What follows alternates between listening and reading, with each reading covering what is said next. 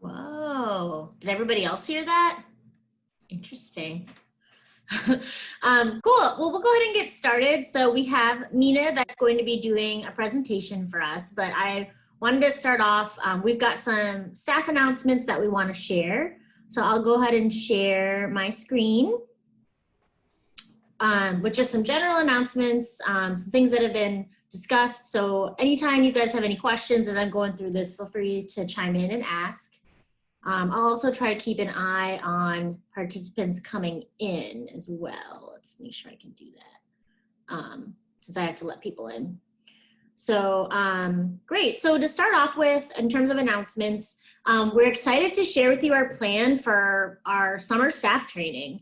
So for those of you who have not been a part of staff training before, we typically have done 2 kind of full days with all staff and 1 full day of manager training in August. And so we're looking at doing a different format this year. We're basically going to have a week-long series of training sessions, not the entire day though, just for a couple hours each day. And so this is kind of the layout here. We'll send this out also so everybody can see it via GroupMe. But it's going to be the week of Monday, August 3rd. And all staff were going to be a part of 2 sessions on Monday and Tuesday. And those were going to be from 2:30 to 4:30, so 2 hours those afternoons.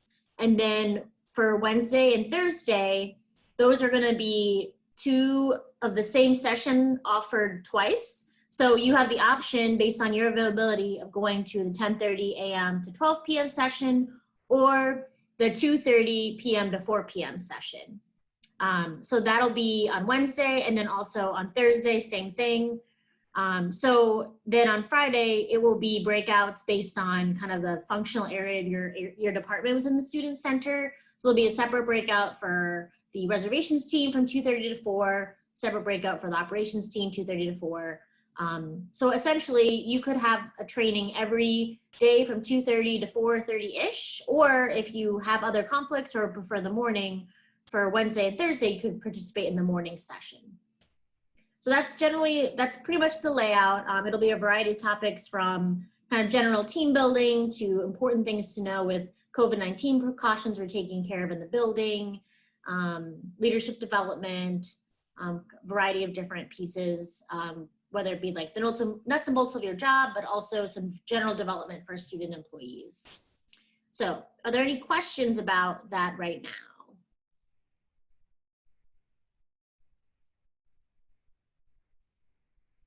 Okay. Let's see, I want to make sure I can keep an eye on. And we're going to have a Spirit Week. Yeah. Super excited. Yep, so we'll bring back the Spirit Week for that week as well. So it should be we're hoping to make it as fun and engaging as we can with the virtual format. So yeah. Okay, next. So there has been, we wanted to kind of in some ways acknowledge the elephant in the room. You may be aware, or you may not, that there was some new guidance that came out from ICE, which is the Immigration and Customs Enforcement Department for the United States. And essentially their change was that they're requiring that international students who are in the US are required to be enrolled in at least 1 in-person class. So this was in light of the different options and formats that universities across the US are going with in order to take in mind precautions for COVID-19. So the ruling was basically if your university is planning to do a fully online format, you would no longer be able to be in the United States. And so we wanted to make sure that you all were aware and make sure that you knew that Wayne State is doing everything they can to keep our international students in the United States and at Wayne State. And so what I've included on this slide are just a specific message that was sent from Azadine, who's kind of in charge of the International Affairs Department at Wayne State. He sent a message out to faculty immediately after the announcement came out, really. And they're doing everything they can to ensure that Wayne State students, international students, can stay in the US. And we also wanted to take the time to say that we're doing everything that we can to get the information. We feel international students, just like Ahmad Azadine said here, are a vital part of the campus. You who are international students on this call and all of our international students are part of the Wayne State Student Center family, belong here. We're doing everything we can to make sure that that continues to happen. So we wanted to take a moment to say that there's a lot of concern of, do I need to transfer? Do I need to move? Do I need to go somewhere else? And we ask that for now you kind of pause it and hold tight until more information comes out. Every day since Monday night when that update came out, Wayne State has been working towards getting a resolution on that. But we wanted to just take the time with all of us together to mention it and to see if there are any questions about that we might be able to answer. So I was also in a meeting at 2 p.m. today with Ahmad Azadeen in which he talked about this. And he was very confident that he has plans in place and the university has plans in place that they can work with any student to make sure that they are eligible to stay. And they're working with every single student to resubmit their paperwork to the government, and he said he is not going to stop until every single one of the students is taken care of. And it was really refreshing to just hear in his voice the commitment he has to making sure our students are okay. that's great. So Are there any questions? And you can post it in the chat, or if you want to message any of us afterwards too, if you don't want to necessarily ask the whole group.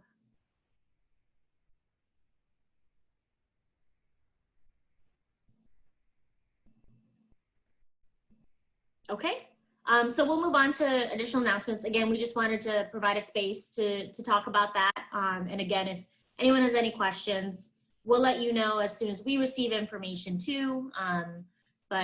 Again, we're here for you guys, and we want international students to be here and to do whatever we can to keep everyone here. So, let's see, other announcements. So we also have some just general housekeeping things. So we're excited to share, for those of you that are working in the building, we're working on finally turning on the air conditioning. it's on. Thank you, Kyle, for the updates on the temperature. Much appreciated. I know you mean them to be joking. Is anyone in the building right now? Is it cooler? It is. Although for some, well, the 7th floor is down from 98 to 90, but the 6th floor is still up at 98. Okay. Well, it got turned on this afternoon, so every I can hour. tell. It feels great. Good. Well, and thank you again for your patience. As we've mentioned kind of briefly before, a big goal of that was to be able to save money so that we could continue to have student employees in our building throughout the summer, even though we aren't fishing. So it all kind of goes into a bigger piece of, it's all part of the bigger piece of the puzzle related to wanting to save money. So we appreciate you guys working with us, particularly those that have been in the building and in the warmer temperatures. Other reminder, just timekeeping approval as usual, due this Monday at 5. Also wanted to make sure to mention that as we sent out last week, there is a Warrior Safe Canvas training that is required for all employees to complete and all students as well. So if you'd like to complete that, we are happy to give you an extra hour for this week. That's kind of partly why we didn't have a staff meeting, was the idea that you all could complete that during this time frame. But you would just need to forward the confirmation email that you received to Megan if you're in reservations, or to Mike in operations. And that's something that you're all eligible for this pay period as well in the future too. Okay, the final announcement we have is some exciting things thinking about this fall. So as you might have received a message, there's a presidential town hall that's going to be next Thursday. And that's really where President Wilson and Provost Whitfield are going to kind of unveil the plans for the fall. And so what your classes will look like, campus life will look like. That's kind of the plan, is that they'll be sharing different updates and information, and then I'll give you all a chance to ask questions too. We also wanted to share, as of today really, our new plan is that we're going to reopen as a building on Monday, August 17th. And so that's a couple weeks before the semester is scheduled to start. But that's currently our plan. And so for now, we're going to continue with the staffing plan we currently have, where we have essential staff coming into the building, doing walkthroughs, water maintenance checks, cleaning, we might hype that up a little bit more as we get closer to the opening date of the building. But we've kind of been, since then, working backwards of what needs to happen between now and then and how we fit that in. So the shifts might be a little bit busier in the building as we look at completing some tasks that we want to get done, obviously, before we reopen. Anything else you would say about that, Andrea? No, I think that it's in line with opening and giving us a little bit of time to work out, I don't know, the kinks of having the building open while before the residence halls open. So residence hall move-in is going to be about a week long, and so students will be moving in far earlier than in years past, but it still gives us a little bit of time for us to get used to a building that's open without a ton of traffic in it before the residence halls are filled. So great. So the only other announcement I wanted to share related to kind of the plans that'll be unveiled for the fall semester is just keeping in mind that once we have more information about what the classes will look like and whether you'll be coming to campus, kind of what that will look like, your supervisors will be in touch with you regarding your plans for employment. So if you would like to work this fall, how many hours you're hoping for. We're trying to get a full picture, just like we have really all summer, of what are the needs of the building and what are the needs of our students, of course. So we'll definitely be following up as more information comes out from Wayne State as a whole, with you all individually of what your plans are and kind of all the different factors that come into play with that too. So please kind of be prepared for us to be in touch with you on that too.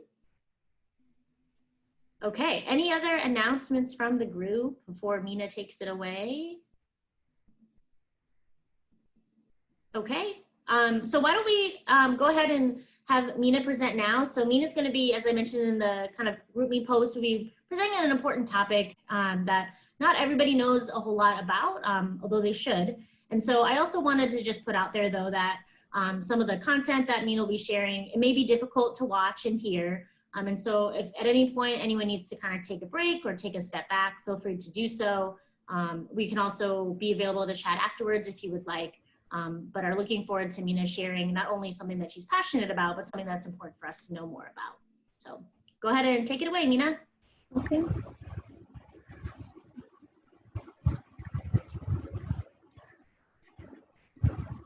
Can you guys see? Okay, so today's presentation is going to be about the humanitarian crisis in Yemen.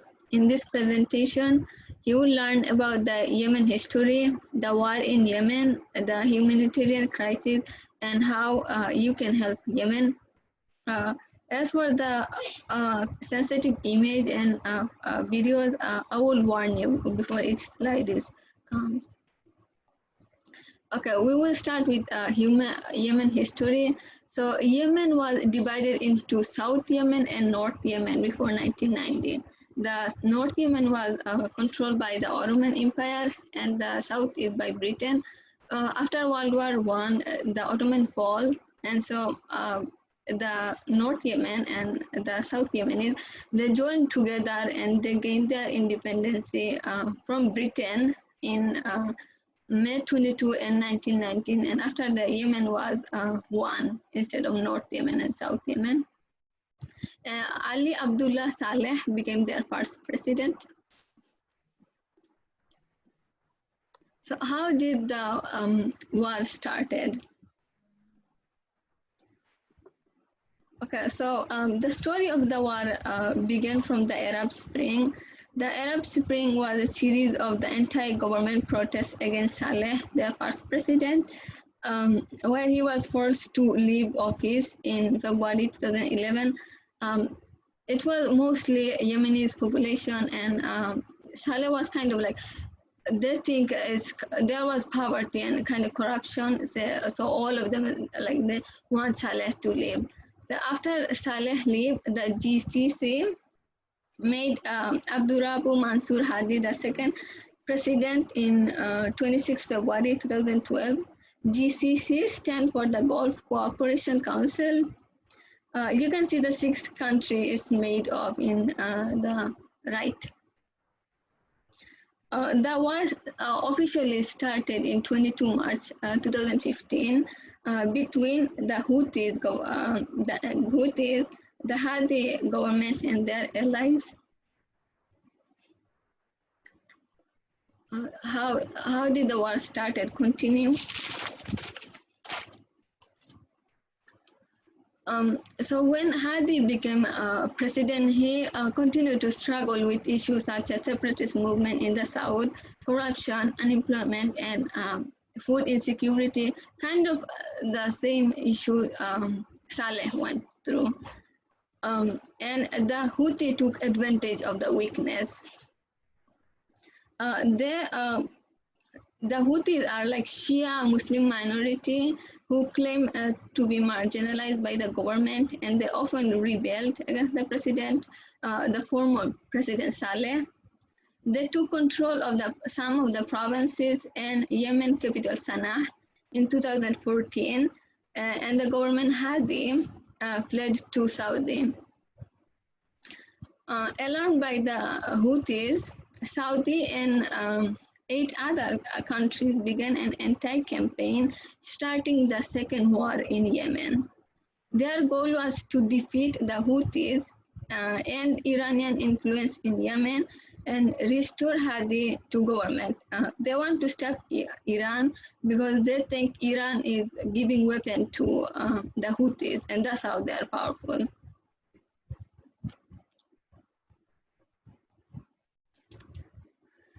Okay, so the blue area, this is controlled by the Houthi, and you can see the Sana'a, the capital here under them. The red places are where the violence are, where the Saudi-led coalition is bombing. The pink area is by the government, Hadi, and the purple and green is other groups. What happened since then? Okay, so Saudi said that the attack will last only few months, but it continued for like 4 years, and it's still going. The GCC ground troops drove the Houthis and their allies out of South Yemen over the next few months after the beginning of the war. And Hadi had established a temporary home in Aden, but struggled to provide basic service and security. So the government workers, lots of them are not getting paid. Basically, like he's a government, but he don't have lots of control over Yemen. The Houthis are still controlling Sana'a and some northern west Yemen. Yeah, and the next 2 slides will have violence. So a total of 100,000 people died from 2015 to 2019. It's much bigger in 2020. 12,000 civilians killed from direct attacks. 39 hospitals were bombed during the first 7 months of the war. 80% of the population relies on humanitarian assistance, and United Nations stated 14 million people are on the brink of starvation.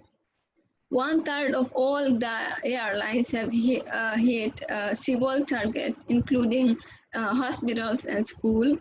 Only half of the country's hospital and medical institutions are functioning because of the violence.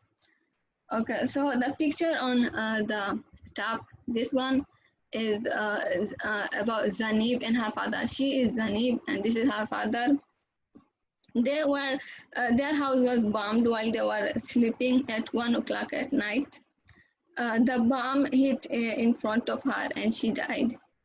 This picture was taken while they were in hospital while her father was crying. And this is their house after the bombing. The girl on the last picture is Ishrah Al-Musraq. She went to her school. She had an exam that day. So the school was bombed, but she did manage to escape. And while she was like running away from the school, a piece of the building hit her, and she found it. This one in here is her school bag.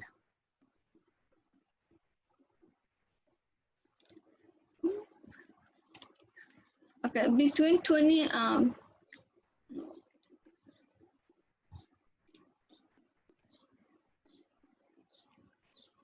okay, an estimated 2 million children are acutely malnutrition, including about almost 360,000 children under 5 years old. 85,000 children were severe acute malnutrition might have died between April 2015 and October 2018. So it's a prediction, not real number, no record. Only half of the country's 3,500 medical institutions fully functioning. Almost 20 million people lack access to adequate health care. 18 million people do not have enough clear water or access to adequate sanitation. More than 3.65 million lost their home. How did the war cause the humanitarian crisis in Yemen? So like there are other wars, but like why Yemen is so worse? So between 2015 and 2019, there were 19,000 air attacks by Saudi-led coalition. They said that they are targeting the Houthis, but real-life footage shows that there are attacks on dozens of hospitals and schools.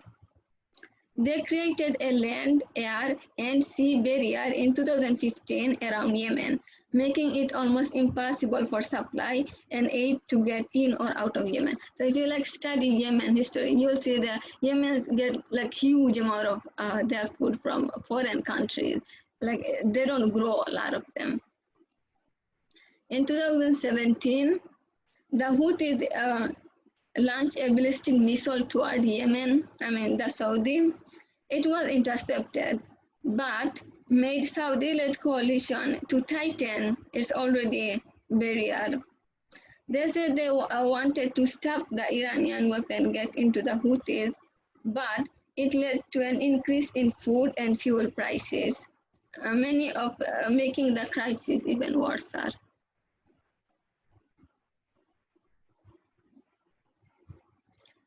Disease.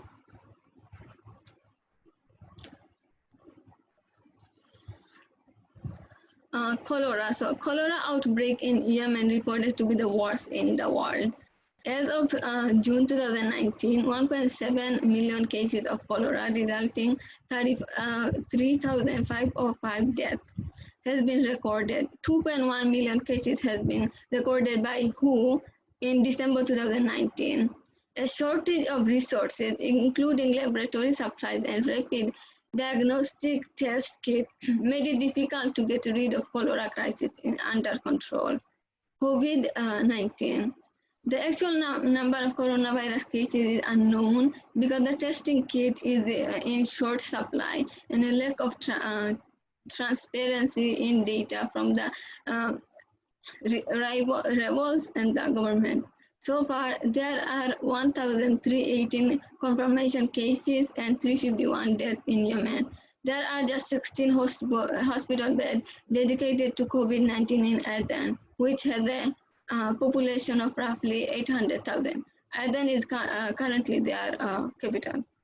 There are fewer than 730 ventilators for 15 million children in Yemen.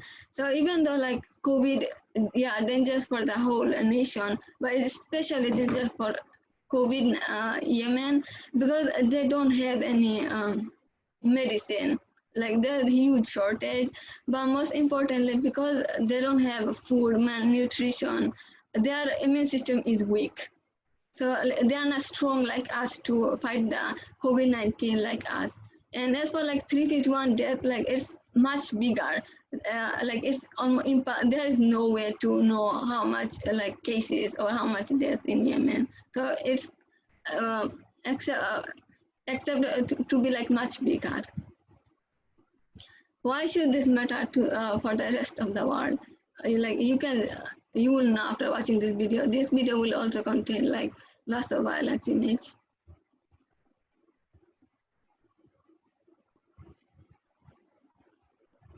Of Yemen. Well, Well, this is where you can really see the tragedy of Yemen. There's ward after ward here of severely malnourished children. Nowhere in the world are more people at risk of starvation. I was here in Sana'a 2 years ago, and it's really shocking to come back and see how much worse things are now. Motib is 2.5 years old, a victim of Yemen's growing hunger. In the bed across the way, doctors show us another 2-year-old called Bassem. It's hard to look. His grandmother, Nadia, shares his torment. She's malnourished herself. Bassem was born into the poorest nation in the Arab world, but war has pushed Yemen to the brink, and now the currency has collapsed. Food prices have doubled in a month. Dr. Najla, who is trained in Liverpool, says only peace will save Yemen's children. The final solution for our problem is to stop the war. After that, everything will be okay. Do you have any hope of that? Myself, no. We have no ventilators for them. Dr. Najla has been displaced by the war 3 times. She keeps coming to work, though salaries haven't been paid in years. The United Nations is warning that if the war continues, famine could engulf Yemen in the next 3 months. I think many of us felt, as we went into the 21st century, that it was unthinkable that we could see a famine like we saw in Ethiopia, that we saw in Bengal, that we saw in parts of the Soviet Union. That was just unacceptable. Many of us had confidence that that would never happen again, and yet the reality is that in Yemen, that is precisely what we are looking at. We predict that we could be looking at 12 to 13 million innocent civilians who are at risk of dying from the lack of food. I mean, do you think we should be ashamed? Yes, there's no question. We should be ashamed, and we should, every day that we wake up, renew our commitment to do everything possible to help the people that are suffering and in the conflict. And those who escape starvation may not escape airstrikes by the Saudi-led coalition. Fuad lived through one 2 weeks ago, only just. He has lost one leg and may lose both arms.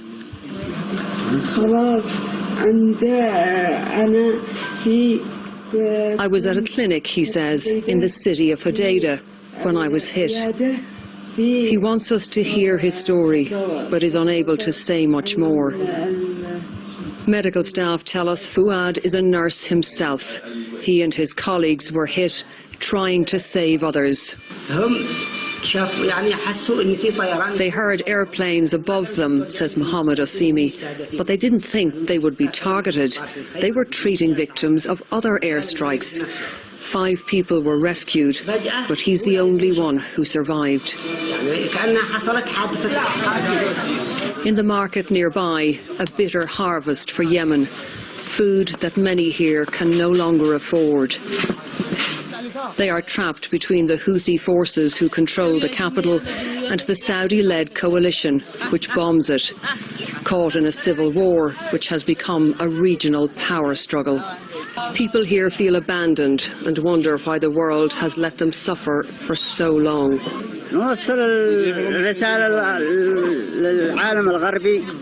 Our message to the international community and the European countries is to look at our situation, this man says. It's getting worse and worse. What have we done wrong to deserve to be besieged? What crime have we committed? Yemen has been called the Forgotten War, but more than 3 years on, many here say it is not forgotten, it is ignored. Orla Guerin, BBC News, Sana'a.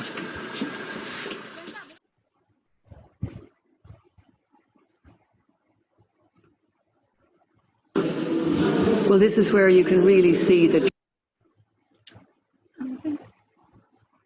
So what can we do?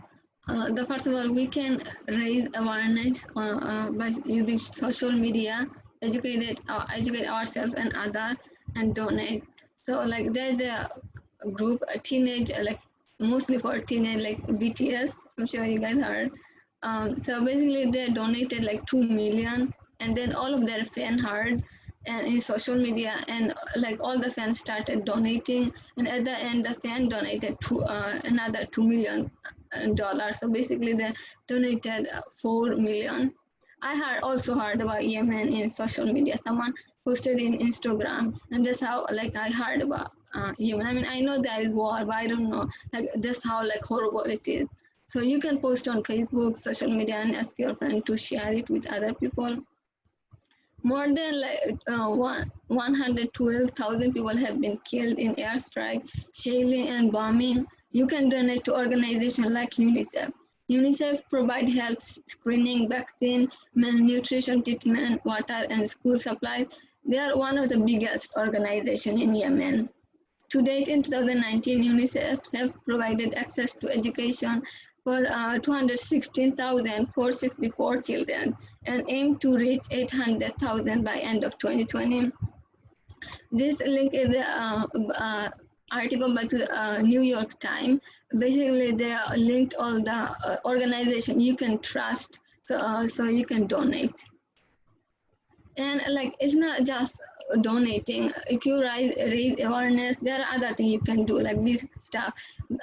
Trump, I don't know, like this year or last year, he gave like 1.3 million worth of weapon to Saudi Arab, and Saudi Arab used those weapons to bomb Yemen. Last of the weapon Saudi Arab is getting is from United States.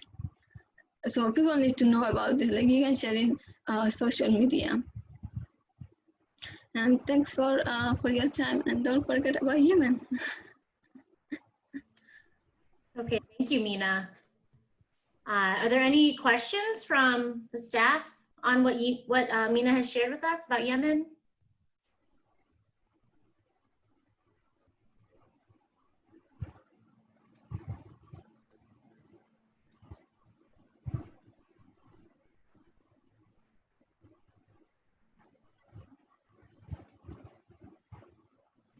Okay, do you want to put that other slide back up of what you can do, Mina, just so it's kind of the last thing that's on there right now? Yeah, if you want the New York Times link or the UNICEF link, you can just ask me, like I will message you the link. Okay, sounds good. Okay, well, and thank you. I want to take the time to say thank you to Mina for all of your time putting this together. We know a very small layer of how complicated the history of Yemen is and why this is such a severe humanitarian crisis. So thank you for organizing and presenting this to share it with us. It sounds like there are some folks a part of our team that have loved ones or family or friends that have been directly affected by this. And so I think it's important that we take the time to learn more and to educate ourselves and to understand that things like coronavirus just further make the inequities in our society and our world even worse with the pandemic. And so the more we can do and learn more about ways we can get involved and help, the better. So anything else anyone would like to add? This kind of closes up our meeting together for today.